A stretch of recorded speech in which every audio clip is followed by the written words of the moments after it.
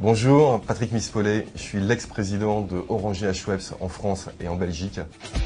Bonjour, Hugues Pietrini, ex-directeur marketing et R&D d'Orangina Schweppes et nouveau président d'Orangina Schweppes France. Dès début 2006, quand on arrive à la tête de l'entreprise, la situation est assez critique.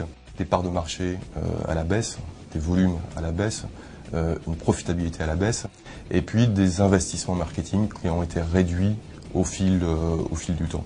Il y a deux choses qui étaient vraiment prioritaires dans l'analyse qu'on pouvait faire de la situation quand on a repris la boîte. C'est un portefeuille de marques fabuleux, donc des marques avec un vrai historique, un vrai capital, et surtout un challenge de revitalisation qui était assez excitant.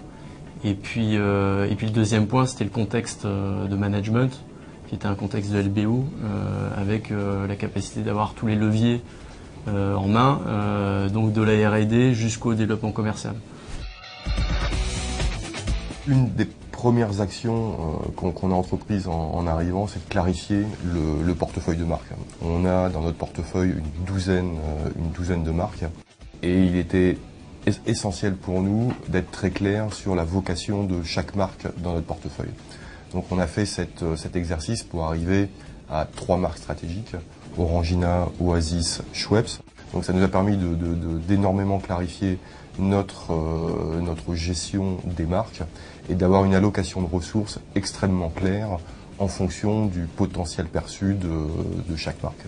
Dans la phase de diagnostic sur les marques, il y avait un point clé sur la notoriété. C'est des marques qui étaient très aimées, mais qui finalement étaient complètement déconnectées des 15-35 ans, qui est la cible vraiment prioritaire sur ce marché. Notre idée était de dire que plutôt que de faire quelque chose qui plaise à peu près à tout le monde, il valait mieux quelque chose qui enthousiasme et qui enflamme véritablement quelques dizaines de pourcents de notre cible et qu'on aurait beaucoup plus d'impact. L'exemple de Schweppes, alors ce positionnement voulu, on a aussi fait un gros travail d'historique, parce que c'est une marque fabuleuse, 225 ans d'histoire. Donc on a eu l'idée de vraiment positionner cette marque comme créateur de saveurs. Alors créateur de saveurs sur les boissons. Donc c'est une marque qui crée des recettes extraordinaires, un petit peu comme un nez dans les parfums. Et donc pour vendre cette plateforme, on a adopté des codes qui n'étaient pas des codes soft drink ni grande conso. On a adopté des codes très premium, très luxe. Donc sur l'exécution publicitaire par exemple, on a été chercher des grands photographes de mode. Au niveau de la pub, on a été chercher des gens de long métrage. On a fait une pub avec une égérie internationale, donc Nicole Kidman. Au niveau du hors média, on s'est accaparé des univers qui correspondaient bien à ce positionnement, en particulier le Festival de Cannes. Et de la même façon, au niveau sponsoring, on s'est dit qu'on ne pouvait pas se disperser non plus. Donc au niveau d'un sport, on s'est dit que le golf correspondait assez bien à la cible Schweppes. Quand on regarde les résultats, on peut dire que globalement, ça a plutôt pas mal marché.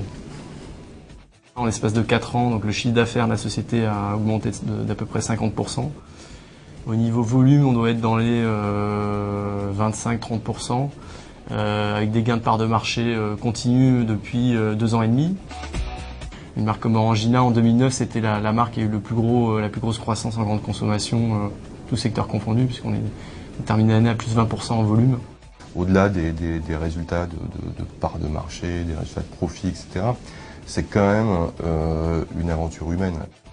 Ce qu'on a vécu, c'est une aspiration, une ambition très forte, un espèce de rêve impossible qu'on a quelque part réalisé. Il n'y a pas de fatalité, même sur des marques qui perdent de la part de marché depuis 15 ans, on peut